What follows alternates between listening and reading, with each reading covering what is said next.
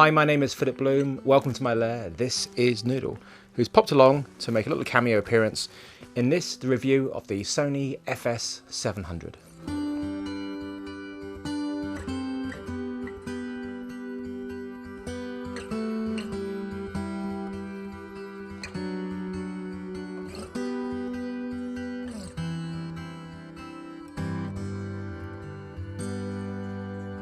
Sony Europe were kind enough to loan me the FS700 for a few days to assess.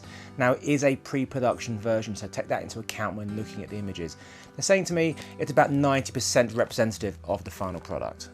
It's only been a year or so since the FS100 came out, and if you bought that camera, you may be going, no, it's been replaced already? It hasn't been replaced. This is more of an upgrade. It has loads of new features, a lot in common with the 100, but it's definitely a step up. I myself own an FS100 and it is a very powerful camera, probably the best bang for buck in the Super 35mm camcorder market, but it is far from perfect. There's lots of issues I don't like about it and other people don't like about it, but the image that comes from the camera is fantastic. So what does the 700 offer you that's going to tempt you away from your beloved 100?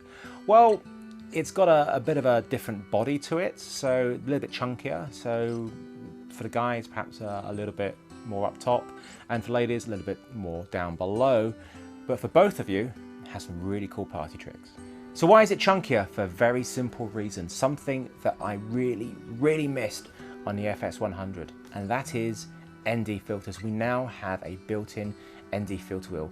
That's why it's bigger up front, but I'd rather have it bigger up front and have that feature. The implementation of the ND is a little bit clunky though. It's not that super solid. It's not as sleek as, say, a C300, and it's not as nice and neat as, say, an actual filter wheel like you have on the AF100. To be honest with you, it's a little bit plasticky, but it works, and having it on the camera is an absolute godsend. Are you 4K ready? Bert, are you 4K ready? I'm not 4K ready myself. I don't have any 4K screens or anything else like that, but this camera is 4K ready. What does that mean? Basically, the camera can output a 4K native resolution out of the new 3G SDI connector at the back. It will need a dedicated recorder though. It will not record 4K internally, that will still be HD. When the camera goes on sale, it won't have the 4K feature enabled. That will be a firmware upgrade, and the camera that I used for my evaluation didn't have that feature in it. So just how good is the 4K? I haven't seen it, so I can't tell you. The FS700's key party trick is the super slow motion recording, the high frame rates. Whereas the FS100 can shoot up to 60 frames per second continuously, in burst modes the FS700 can shoot up to 240 frames per second in full HD. So the implementation of the super slow motion is actually really cool. It has its quirks, but for this price bracket to have these high frame rates is really quite astonishing. So to show you just how fun and cool the slow motion can make even the most ordinary mundane things look, I'm just going to get my mum to clean a window and film it and hopefully make it look really cool. There, where my finger is? Yeah. So just above that there. Yeah. Got it? And then I wipe as soon as I spray. Yeah. Go. Great. And spray. Pull up. Fire. Raise. Fire. Great. And go. More, more, more. Squeeze it, more. That's it, great, great. Great way to spend the birthday.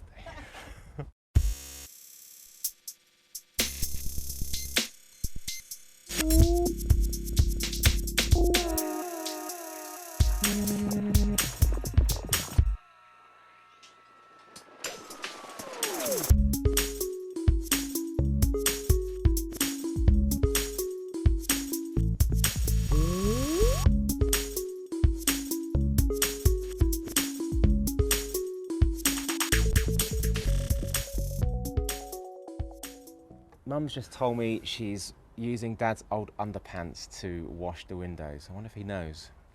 Gross.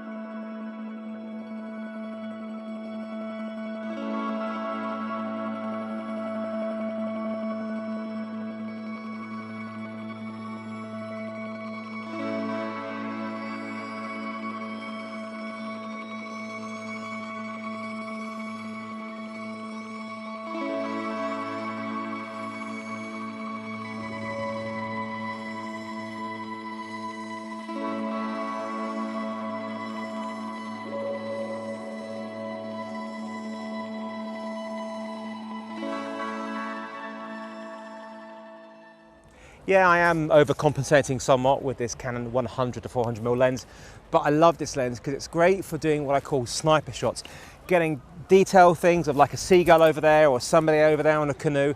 I'm down at Brighton Beach and I love filming here because it's just so colourful, so much going on. We have the water, we have basketball and the promenade.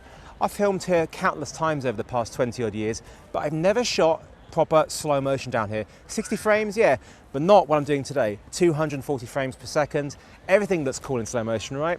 Well, everybody's going to be shooting crazy slow motion when they get their FS700, so I may as well get mine out there first. Here's Brighton Beach in slow-mo. Happy days are coming my way. Happy days are coming my way. Happy days are coming my way. Happy days are coming my way. So sang its funeral dirge. The morning comes and brings new birth. Happy days are coming my way. Happy days are coming my way.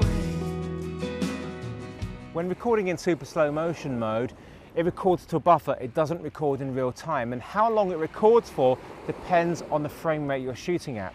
So in 240 frames per second mode, which is what I'm shooting at in 24p, which is as high as this camera currently goes before it halves or quarters the resolution, it will record roughly about 8.5 to 9 seconds to the buffer. Then it has to write that to the SD card. It doesn't take 8 or 9 seconds because it then has to play it back. But fortunately, it doesn't play it back at the true real time because at 240 frames per second, at around 9 seconds, it's going to equate to roughly 90 seconds of footage. That's quite a lot, which means every time you hit record, it's going to take 90 seconds to then write it, which is going to be really painful. It's about 3 times faster, so it takes around 30 seconds to write that 90 seconds of footage. So as it isn't recording continuously, you've got to pick your moments exactly right. So that 9 seconds is crucial. Now, if you record it and you don't like it, and as it's writing to the card, you can press cancel and stop. There's 3 different ways you can trigger that buffer to start recording the slow motion. The first way is the traditional way, and it's the start trigger. Basically, you hit record, it captures what it sees for the 9 seconds or so, and then will save to the actual card. Then there is the end trigger method, which basically means it's continually capturing information to the buffer, and then when you hit record, it will save that previous 9 seconds to the card. And then finally, there's the half end trigger mode, which is like the end trigger where it is saving the information constantly and you say when to save it. With that half mode, it just saves the previous 4.5 seconds. There are higher frame rates that you can shoot at, but they do drop in resolution. So 240 at 24p is really the highest you should go.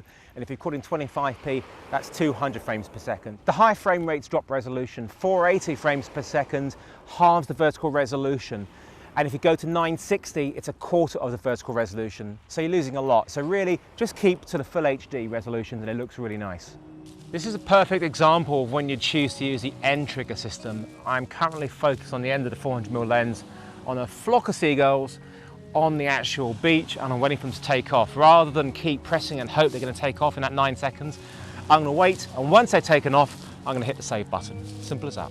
Nice feature I've just discovered is when the camera is recording that buffered footage to the card, it takes about 30 seconds, and as it's going in there, you can press cancel and it will close off the file up until that point and save the bit that it's already written. You don't lose the whole thing. And it's great because you can find it's just the beginning of that shot you wanted to keep and the rest of it was just junk, and you don't have to save the whole thing. Saving you time means you can move on to the next shot. So what's interesting on the slow motion is the 480 doesn't crop the sensor, whereas the 960 does. And actually it's not too bad. Yeah, it is half the resolution vertically, but in certain circumstances, as long as you have a fair amount of light, it's usable. Downside, it takes twice as long to record to the card, so you need to be patient. A bit more towards the sea. There, that's it there. That'd be cool. I like that one. I really need a wee now. You must be needing a wee too. Do you need a wee? news training, you should learn about bladder control. Standing on a doorstep for 12 hours and no chance to go to the toilet, no matter how desperate you need to go. Bro.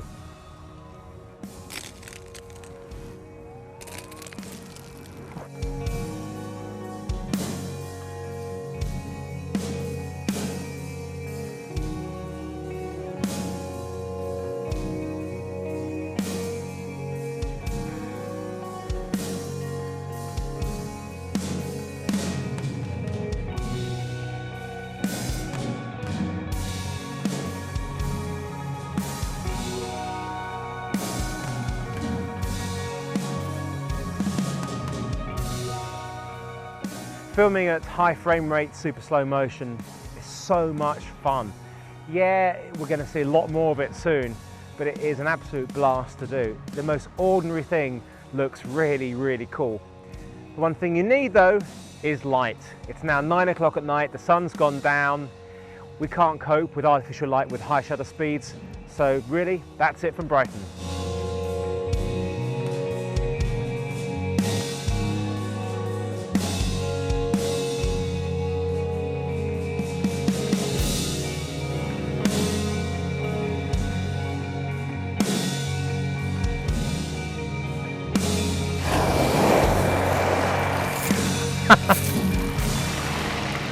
That's it for part 1. I hope you enjoyed it. Join me for part 2 where I analyse the camera's pros and cons in depth, check out the low light performance, look into the image detail a little bit closer, and are the party tricks and the 4K ready and the ND filters worth the extra money over the FS100.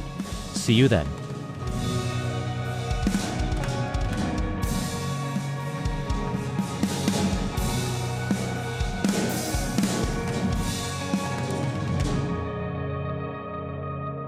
So that's it from me, from my lair, with Percy this time. Percy, do you want one? You want 2? Why? 3D? 3D? We don't need 3D, do we? See ya.